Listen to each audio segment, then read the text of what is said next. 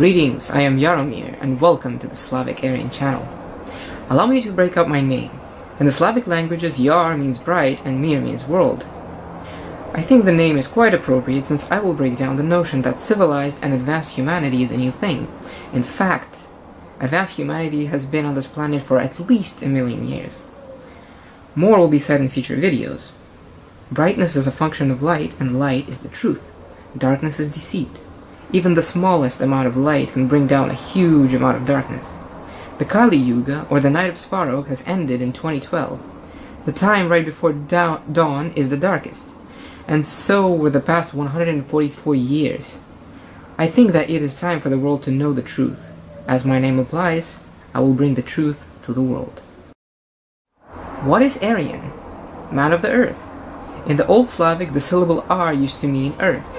Think of the measurement systems that were used to measure large distances, or the earth, the hectare, the arshin.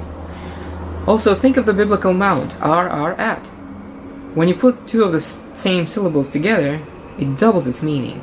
In the case of doubling of the earth, or Ar, you get mountain. Also, the opposite of Ar is Ra.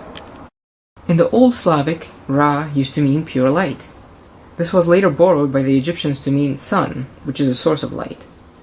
Do you know the Sanskrit name for the crown Shak, Ra? It is the Sahas Ra. Shak simply means counter-rotating.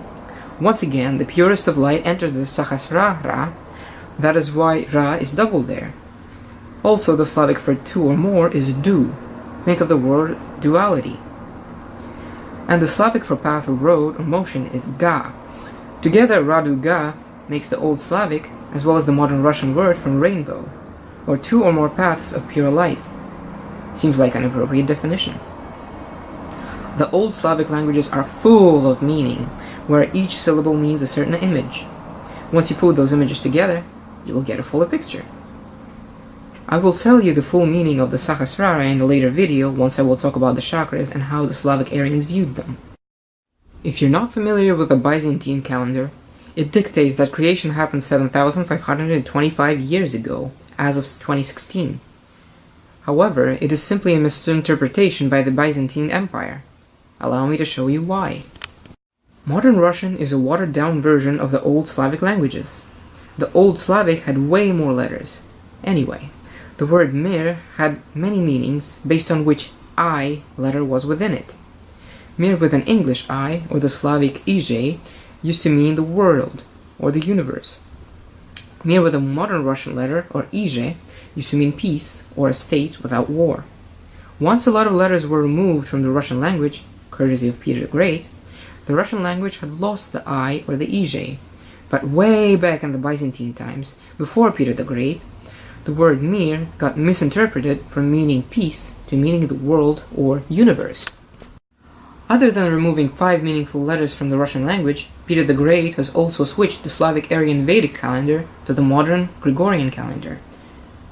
If we were to see year 2016 by the old calendar system, it would be year 7525 from the creation of the peace treaty at the Star Temple. A peace treaty with whom, you might ask? The simple answer is that what was back then China.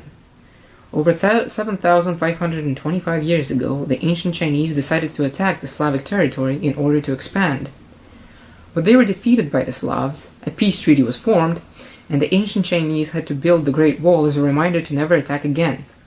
If you take a look at the old fragments of the wall, the ramparts of the Great Wall are actually facing the Chinese. Common sense dictates that the Chinese would not have started the construction of the Great Wall if they were constantly under attack. That is why the peace treaty came first. Why at the Star Temple? Because important events like signing of treaties as well as education, think of the Egyptian mystery schools, all happened at temples. Also, I mentioned the Vedic calendar. It is Vedic because it is from the Slavic Aryan Vedas, not the Hindu Vedas, but the Slavic Aryan Vedas. In fact, Vedit is a Russian word meaning to know. I will break the calendar down for you in later videos. And it will take more than 10 videos of me just talking about the calendar itself. I'm sure all of you would be interested in knowing the history of our solar system as well. The Slavs knew that too. They believed there to be 27 planets in our solar system. I will go more in depth in later videos. And of course, you will know the true version of history. The Russian word for history is istoria. Upon further inspection, you will notice that the true meaning is istoriya, meaning I am from the Torah. Once again, history is the Jewish interpretation of past events, and it is far from reality and what has actually happened. It is only fair to show the whole picture of truth rather than a tiny percentage of it that forms one big, huge, massive lie. Lie is information that lies on top, and when you go in depth, you will get a completely different picture. Please take a look at the solar symbol. It is unique, for it is called the strength of the spirit. The swastika in the center represents the fire of spirit, or the love of the creator, Inglia, and the arrows imply that it is growing and spreading in all directions. Now you know what is in the channel icon. As far as the upload schedule goes, I will aim for 1 video per week, unless I am on summer or winter break, in which case I will be able to do way more, especially by way of research and translation. All of the material that I am working with is from various Russian sources, but I am a strong believer that everyone in Midgard deserves to know the truth. I thank you for watching. Please like, share, and subscribe. And remember, a tiny amount of light from a candle can light up a whole dark room. Light is truth, and truth will always prevail. And so it was, and so it is, and so